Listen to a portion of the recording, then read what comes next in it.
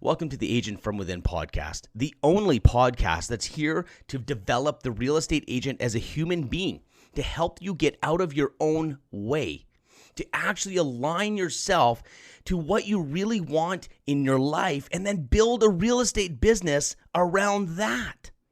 We have to focus on the person behind the strategies. Yes, this is going to be filled with tactics, business advice, amazing interviews. But if you're not in the right place mentally and emotionally, you will self-sabotage your business. You will chase, you will compare. This is about creating the best race car driver, not just the best race car. Any race car driver can jump into any car and win the race. We need to develop you as a human being. This is the only place that real estate agents can actually focus on growing yourself and growing your business. Cheers. Hey guys, Ben here. I woke up this morning with an intense feeling around the word partnerships. And I feel like I wake up sometimes, it's like, do you know when you think of someone and you're like, whoa, I got to give them a call? It's that beautiful intuition that's built in. If we ignore it, it goes away. But if you're sensitive to it, you can really be able to serve and support people in a way that's just intuitive. And I just wanted to ask around a question here. There is times where people are partnering, and I truly believe that's a healthy thing. But when it's not healthy, it scares me. And it makes me feel like, man, they're going to go the wrong direction for so many years. They're going to cause so much pain for themselves. You can see the writing on their wall. But why do we want partnerships is the issue. It's like, why does someone say, I want a partner? And I think at a deeper level, what's happening is there's an emotional need that is crying out like a hole. There's something, an emotional need, and you think partnering is going to fill that emotional need. But when it doesn't, you're left hopeless or victimized or angry, depressed, or beating yourself up.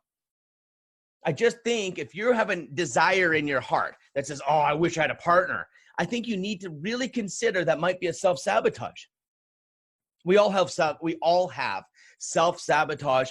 It is a normal thing. It almost sounds like a bad word, but it's totally normal. Like, think about it. When you go and you're on a diet, you're killing it, you're making gains, you're losing weight, and you see the piece of cake. And you're like, screw this. I am not going to have a bad night. I'm going to eat this cake. But deep down, you know you're going to take yourself off track. You do it anyways. Why? Then maybe think about people that change directions when they don't really need to, but they feel it's a better move. And then what happens is they set themselves on a wrong course, or right before they're going to hit a big win, they change. Maybe that's a subconscious value issue, or maybe that you don't deserve to have success and you keep spinning your wheels, but that's an emotional thing that's not going to be solved by change. You know, we all have self-sabotage. Spend money while you're in debt. What is that solving you? There's an emotional need. But the thing is, we don't talk about that. We're so bloody practical that we forget that there's an emotional intelligence. There's something that actually communicates. So how does it make me feel is a good question. So here's the thing. A lot of people make a decision to fix one thing with an external thing, but it doesn't fix it. It actually makes it worse or sends you in a direction for even years until the pain is enough. And you're like, shit, I shouldn't have done that. So let me tell you a story. I was coaching this guy. This guy was coaching with me. I think it was his third year in with me. He's a business owner, and he had made massive progress. He had an amazing business. Like, it was growing. It went from like 20 grand to like hundreds of thousands of profit. He was doing something he absolutely loved every day. If you think about that, imagine waking up every day doing your passion and making money. What a dream. He was doing it. We had made it there. And one day he calls me, but it was kind of weird because it was almost like he was avoiding a call with me for a while. And then we got on the phone and he says, hey, Ben, I'm going to partner with someone. I'm going to partner with them. And I'm like, a partner? And you know, it's almost like a dad that, you know, a kid comes and goes, Dad, I bought a truck. it was like $75,000, but they financed it over 450 years. It's cheap. I can afford it.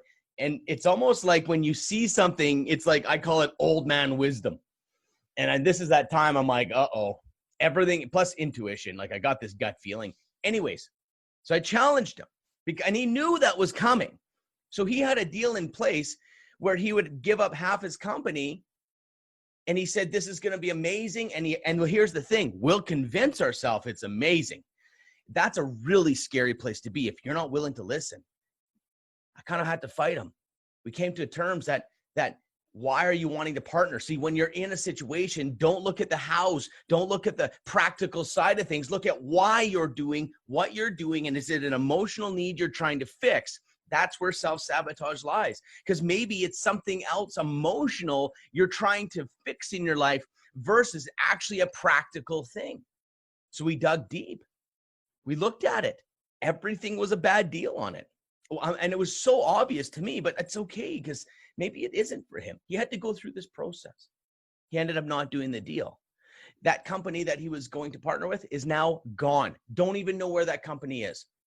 Now, here's what we discovered through this coaching session is that he was trying to solve an emotional need. What he was missing was his community. Because over the years of coaching, he had really set boundaries around who was allowed in his life. And what happened was a lot of people disconnected because it weren't serving him and what he needed as a friendship and as close friends. But as he grew, he didn't refill that with people in his life. And so what we discovered was he was desperately looking for community. Community was the solution, not partnership.